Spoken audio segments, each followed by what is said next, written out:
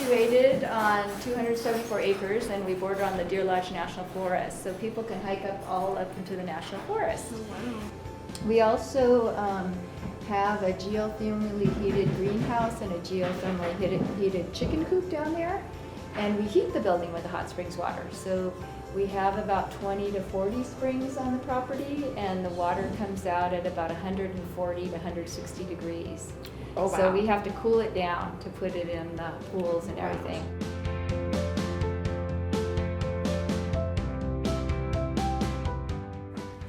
This is the door to the outdoor pool. So we have indoor pools, and the men's and women's sides are separate. The men's side we're doing is co-ed right now, so men and women can soak together in the men's side. And so this is the outdoor pool, which is also the hot springs water.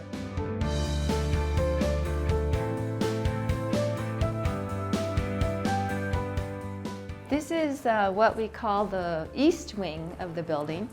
We have 29 rooms that we rent out, and each of them have a different theme based on the history of the building, so they're all really fun and different. So this is called the California Mission Style Room, or the Arts and Crafts Room. Yeah, this is an example of one of our bed and breakfast room. This is kind of a fun room. This room is named after the ghost that we have on the other side of the building. So this is called Simone's Suite. Aww, This is like cute. Some people really want to stay here, and they're really curious, and other people refuse to stay in it. I'm going to show you one other room, which is like the honeymoon suite. Yeah, so this one is called the Celebration Suite. Oh. They each are based on the history of the building. Yeah, so they're all kind of fun. This is one to kind of for people to come and celebrate wedding anniversaries or honeymoons, things like that. So Here. what's the story with this ghost? The ghost, That you okay. said there's a ghost. Well, we believe that she was a woman who worked here, and that she got into an argument with a Butte mining executive, and that he stabbed her in this office here. But we say she's a friendly ghost. She's not harmful or mean in any ways, but she used to play tricks on the owners. Like when there was just a handful of people here fixing up the building, somebody kept turning on the stove and they couldn't figure out who it was. So finally they figured out it was Simone, and that she wanted a cup of tea. So they made her a cup of tea and set it out, and then she stopped doing that. But sometimes things are taken from one part of the building to the other, and we just say, oh, it's probably Simone. So, yeah. Do you hear noises? No, I've never seen her, yeah. Anne said she saw her once up in this old side of the building, and she was wearing like a white Victorian style blouse and a black skirt and everything, so.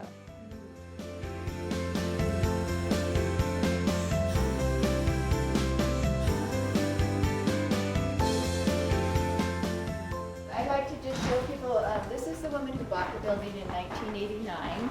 Her name was Ann Wilson Schaaf, and she was a writer and also lecturer. She,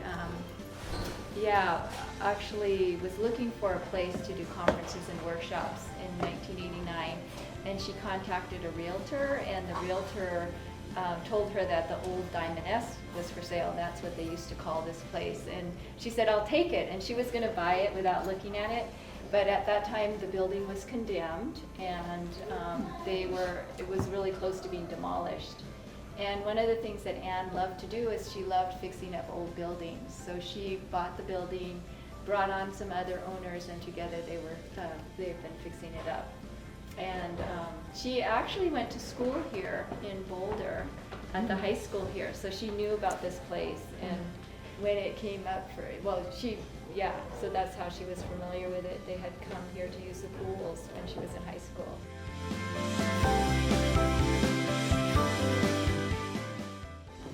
So this is the West Wing hallway. These are Bev Doolittle paintings where they have things Yeah. hidden. Oh, I Really love fun that. to look They are at, and- so fun. Hide and seek. Yeah, and then it has all those. The horse and everyone. Isn't that cool? So this is what we call the West Wing lobby, or the fireplace lobby, and this is where they say Teddy Roosevelt used to sit by the fire after hunting.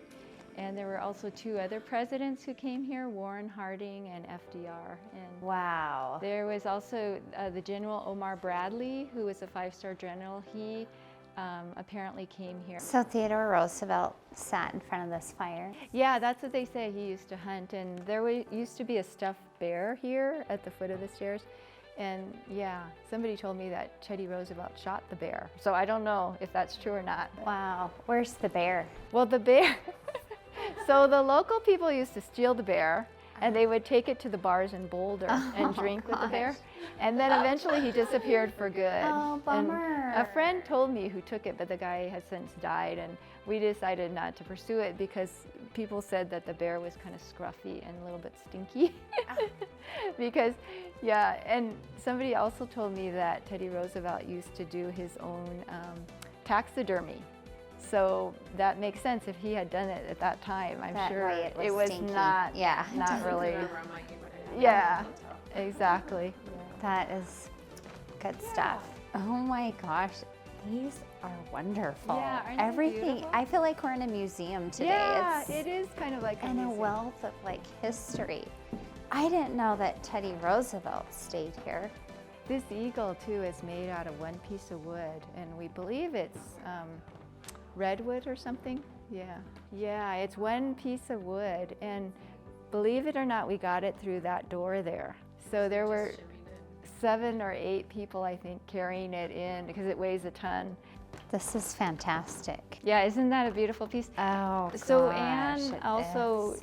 had one of the mansions in Butte that she bought, and it needed a lot of work, and she fixed it up. And then she sold it maybe a couple years before she passed away. And so that was one of the pieces that was in her house in Butte. Yeah. That's beautiful. So I did want to show you these pictures too, because they kind of tell the story.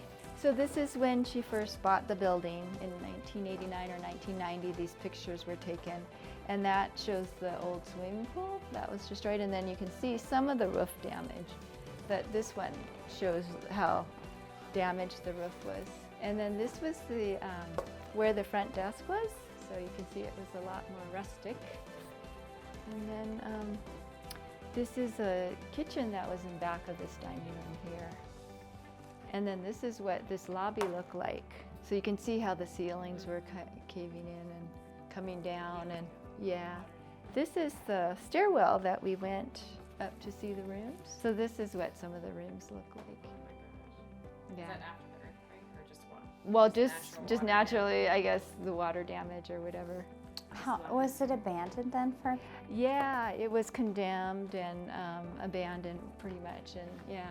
I just am really grateful that Anne decided to buy it and fix it up, you know, rather than it getting bulldozed, because the woodwork alone and just some of these things are just amazing. So this is her. She's clearing out the glass on this broken window. So it's really quite a story how she decided to fix it up and make it available. And she really bought the building to be of service, you know, and to make sure that the public could use the waters for healing.